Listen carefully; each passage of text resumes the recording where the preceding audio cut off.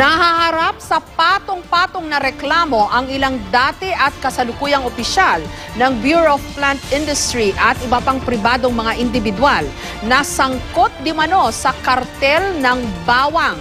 Ito raw ang dahilan kung bakit tumaas ng husto ang presyo ng bawang noong nakaraang taon. May report si John Consulta. Naging sakit ng ulo ng mga mamimili noong isang taon ang biglang pagsipa ng presyo ng bawang. Ang presyo ng imported na bawang umabot ng hanggang 300 piso kada kilo. Ang lumutang na salarin, isang kartel na nagmamanipula sa supply at presyo ng bawang. Ngayon, sinimula ng panagutin ang mga taong sinasabing sangkot sa kartel.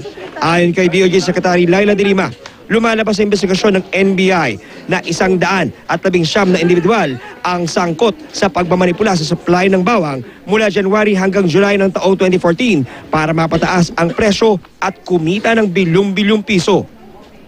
Kanina, sinampahan na ng reklamong graft, bribery, obstruction of justice sina dating Director Clarito Baron ng Bureau of Plant Industry o BPI. Dalawa pang opisyal ng BPI na sina Merly Palakpak at Luben Marasigan at mahigit 100 pribadong individual sa pangunguna ng umunoy pinuno ng Vegetable Importers, Exporters and Vendors Association o VIEVA na si Lilia Olea Cruz. Doon nagkakaroon ng kalokohan yung pag-secure ng mga permits na yan. Walang sapat na guidelines and therefore nakaka-corner yung mga iba na mga chosen few or preferred group.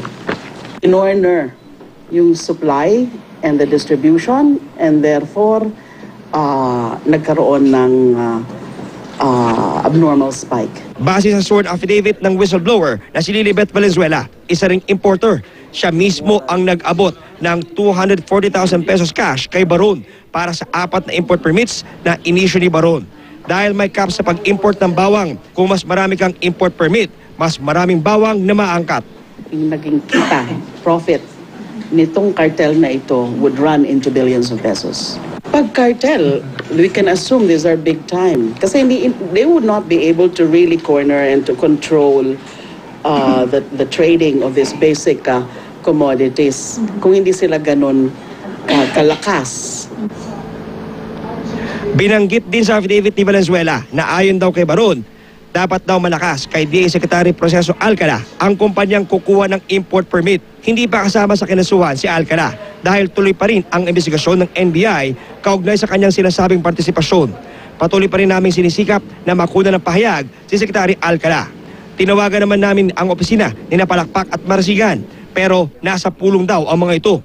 Sina Baron at Cruz naman patuloy pang tinutuntun ng GMA News. 127 individual ang nakatakdang sampahan bukas ng kasong kriminal sa Department of Justice dahil sa umano'y pagiging sangkot sa manipulasyon ng supply at presyo ng bawang sa Pilipinas. Patuloy naman ang pag-usad ng investigasyon ng NBI sa iba pang umanong mga sangkot sa naturang krimen. Bagaman masaya ang mga magsasaka sa Ilocos Norte dahil mga panagot ang mga di umano'y nagmanipula sa presyo ng bawang. Dismayado sila at nagkaroon pa ng sinasabing garlic cartel.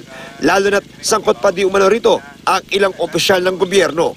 Makakastata, kakasikamot dito'y taltalon, agmulmulat si bawang.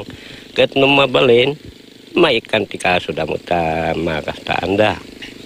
Tapno no, adamot pagrangayan, dagiti agtaltalon, agmulmulat si bawang. Sa susunod na buwan, anihan na naman ang bawang at titiyakin daw ng mga grower na magiging stable na ang presyo ng pangunahing panrikado ng maraming Pilipino.